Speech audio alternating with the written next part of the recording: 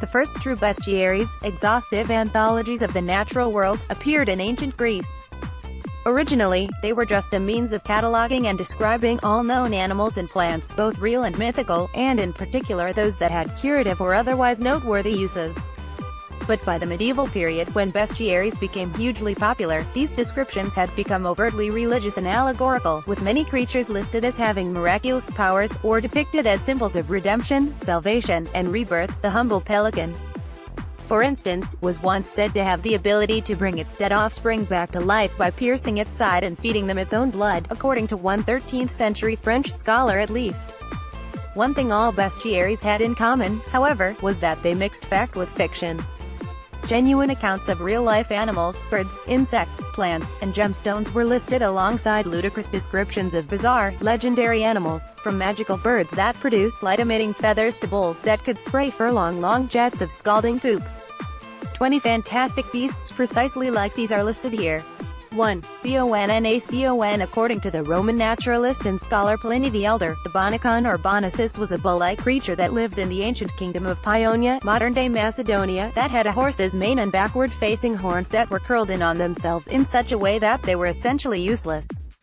Instead, in order to defend itself, the bonacon was supposedly able to spray flaming hot dung out of its behind, leaving a stinking trail as long as 300 feet behind it. Anyone who was unlucky enough to touch or be struck by the dung was burned as if they'd touched fire, although some descriptions claim that the dung actually set fire to anything it touched.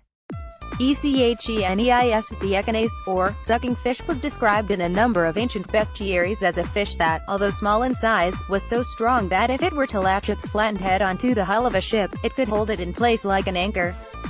Some accounts claim the echinus had feet, but according to Aristotle, this was incorrect. Their fins just looked like feet. Pliny the Elder, meanwhile, claimed that it had the power to hinder litigations in court, stop fluxes of the womb in pregnant women, thereby holding back the offspring till the time of birth, and was even responsible for Mark Antony's defeat at the Battle of Actium in 31 BCE. Although Pliny might have been exaggerating things a little, the legendary echinus was nevertheless based on a real-life sea creature, the remora, or sharksucker, a bizarre eel-like fish whose dorsal fin has been modified into a flat suction pad, allowing it to attach itself to the undersides of larger marine animals. Parandrus. The parandrus was an ox-sized hoofed animal of Ethiopia with a stag's head, large branching horns, and long shaggy brown fur. It didn't stay brown for long, however, as the parandrus could apparently change the color of its fur to blend in with its environment. 4. Hercynia. Wikimedia Commons, public domain. The Hercynia was a legendary bird believed to inhabit the Hercynian forest surrounding the River Rhine in southern Germany. What made the Hercynia special was its glowing plumage, which produced so much light that anyone walking through the forest at night could use the bird or one of its feathers as a lantern. Scitalis. The Citalis was an iridescent serpent whose scales glistened so amazingly that they would stun anyone or anything that saw it, thereby stopping them in their tracks so that they could be caught or bitten.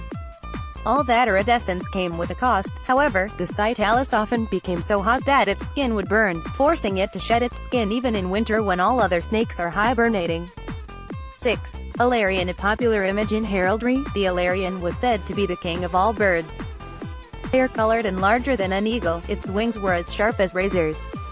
Supposedly, only one pair of Alarions were ever alive at one time. When she was 60 years old, the female would lay 2 eggs that would then take 60 days to hatch, whereupon the parents would immediately fly far out to sea to drown themselves. The 2 chicks would then be reared by all the other birds until they reached adulthood. 7. Cynocephalus. Wikimedia Commons, public domain. Cynocephalus literally means dog head, and according to some ancient writers was the name of a species of dog-faced apes native to Ethiopia. According to Aesop, they always give birth to twins, one of which the mother was always destined to love and the other to hate. The apes are such affectionate mothers, however, that they could hug their babies to death if they were not careful. Caladrius. The caladrius was a pure white bird said only to live in kings' houses. Among its many bizarre qualities, the caladrius supposedly had the ability to diagnose and cure illness. If it were to look at you while you were unwell, then you could rest assured that you would eventually recover. The bird takes the sickness into itself and flies up to the sun, where the sickness gets burned off, but if it looked away, you were destined to die of your illness. And as if that weren't useful enough for medieval physicians, the Caladrius's poop was also said to be able to cure cataracts. 9. Leontophone. Ancient